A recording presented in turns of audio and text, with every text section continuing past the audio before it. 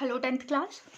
हमने पिछले लेक्चर में जो है few parts of alimentary canal जो है वो डिस्कस किए थे। आज हम उसके आगे डिस्कस करेंगे। So the next part is intestine. From stomach the food now enters the small intestine. So small intestine is the longest part of the alimentary canal. But क्योंकि एक छोटे से एरिया में जो होती है वो फिटेड होती है, that's why it is highly coiled. The length of the small intestine differ in various animals depending upon their food they eat. Like जो लेंथ है स्मॉल इंटेस्टाइन की वो वेरी करती है animal to animal according to their food habits. For example herbivorous जो animals होते हैं, यानी animals that feed upon green plants, उनकी जो स्मॉल इंटेस्टाइन होती है दैट इज़ लॉन्ग, बिकॉज जो ग्रीन प्लांट्स होते हैं उसमें सेल्यूलोज होता है और सेल्यूलोज डाइजेस्ट करना इस अ लॉन्ग प्रोसेस. देयरफॉर उनकी जो इंटेस्टाइन होती है उसकी लेंथ जो होती है वो लंबी होती है. वहीं पे अगर हम कार्निवोरस एनिमल्स की बात करें, यानी animals that feed upon meat, तो उनमें इंटेस्टाइन की जो लेंथ होती है वो शॉर्टर होती है, क्योंकि मीट डाइजेस्ट करना ईजी होता है सेल्यूलोज डाइजेस्ट करने के comparative. Now the small intestine is a site of complete digestion for carbohydrate, proteins and fats. यानी carbohydrate, proteins और fats जो हैं, these are the components that are digested in the small intestine. It receives the secretion of liver and pancreas for digestion. यानी small intestine में जो digestion होती हैं उसमें लीवर और पेनक्रियाज भी अपना कंट्रीब्यूशन करते हैं. यानी कि हमें पता है लीवर जो है वो बाइल जूस सिक्रीट करता है और जो पेनक्रियाज है वो पेनक्रियाटिक जूसेस जो है वो सिक्रीट करता है. इनकी दोनों की सिक्रीशन जो है वो स्मॉल इंटेस्टाइन में जाती है और वहाँ पे फिर डाइजेशन ऑफ फूड में हेल्प करती है. नाउ ये जो दोनों लीवर और पेनक्रियाज है ये डाइजेशन में किस तरह से हेल्प करते हैं उसको डिस्कस करते हैं. जैसे कि हमें पता है कि fat are present in the intestine in the form of large globules. यानी कि फैट मॉलिक्यूल्स जो इंटेस्टाइन में प्रेजेंट होते हैं वो बड़े मॉलिक्यूल्स के फॉर्म में होते हैं. तो उनको अगर इंटेस्टाइन में डाइजेस्ट कर पाना थोड़ा डिफिकल्ट टास्क होता है. तो जो बाइल होता है that is secreted from liver, वो क्या करता है इन लार्ज ग्लोब्यूल मॉलिक्यूल्स को कन्वर्ट करता है स्मॉल मॉलिक्यूल्स में. अब जब ये large fat molecules small molecules में कन्वर्ट हो जाते हैं तो इंटेस्टाइन में जो इंटेस्टाइनल जूसेस होते हैं फिर वो इसकी डाइजेशन इजीली कर पाते हैं. तो इस तरह जो है बाइल जो है अपना कॉन्ट्रीब्यूशन देता है towards the digestion by converting large fat molecules into smaller one. Now, what pancreas do? So as we all know that कि pancreas जो है pancreatic juices जो है वो secrete करता है. तो ये pancreatic juices किस तरह से help करते हैं? So जो pancreatic juices pancreas secrete करता है that are trypsin और lipase.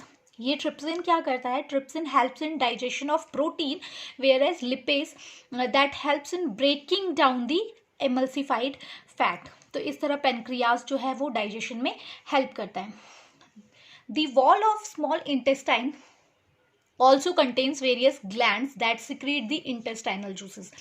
जो ये intestinal juices हैं ये intestinal walls ही secrete करती हैं और फिर ये जो है वो digestion में help करते हैं. ये जो intestinal juices हैं ये basically करते क्या हैं, जो complex substances होते हैं उनको simpler substances में convert करते हैं. For example जैसे carbohydrate है तो ये कॉम्प्लेक्स सब्सटेंस है, इसको सिंपलर सब्सटेंस में कन्वर्ट किया जाता है ग्लूकोज में. वैसे ही फैट जो है वो कन्वर्ट होता है हमारा ग्लिसरॉल में, और जो हमारे प्रोटीन्स हैं वो कन्वर्ट होते हैं अमाइनो एसिड्स में. तो ये इनकी सिंपलर फॉर्म्स हैं. ठीक है, इस तरह से जो कॉम्प्लेक्स फॉर्म्स हैं उनको सिंपलर फॉर्म में कन्वर्ट किया जाता है. Now apart from intestinal juices, जो इंटेस्टाइन है उसमें एक फिंगर लाइक प्रोजेक्शंस होती हैं, कुछ एक फिंगर लाइक प्रोजेक्शंस होती हैं जिनको हम बोलते हैं विलाई. ठीक है, ये फिंगर लाइक प्रोजेक्शंस क्या करती हैं? बेसिकली ये सरफेस एरिया इंक्रीज करने में हेल्प करती है. जैसे कि आप लोग इस डायग्राम में देख सकते हैं, ये इस तरह से फिंगर लाइक प्रोजेक्शन जो है इंटेस्टाइन्स में होती हैं.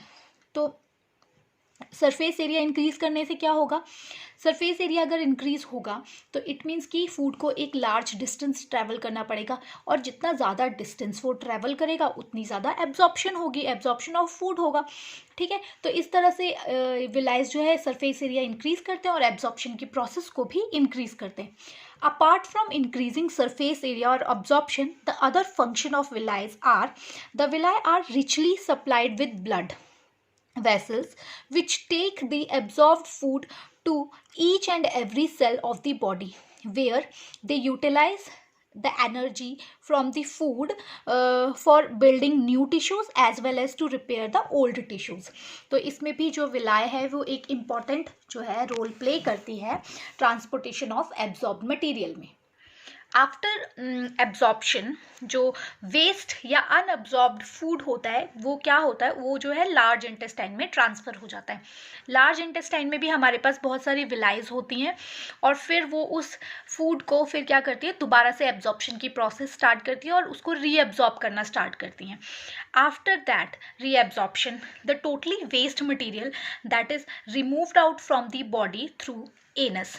Now the exit of these waste material is guarded by the anal sphincter।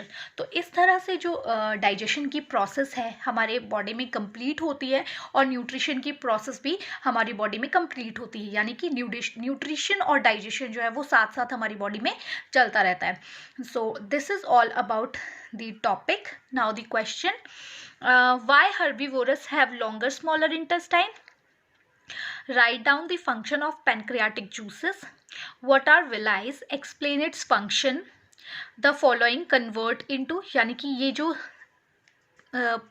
Following substances हैं ये किस में कन्वर्ट होते हैं, जैसे प्रोटीन किस में कन्वर्ट होता है, कार्बोहाइड्रेट किस में कन्वर्ट होता है और फैट जो है वो किस में कन्वर्ट होता है। Thank you.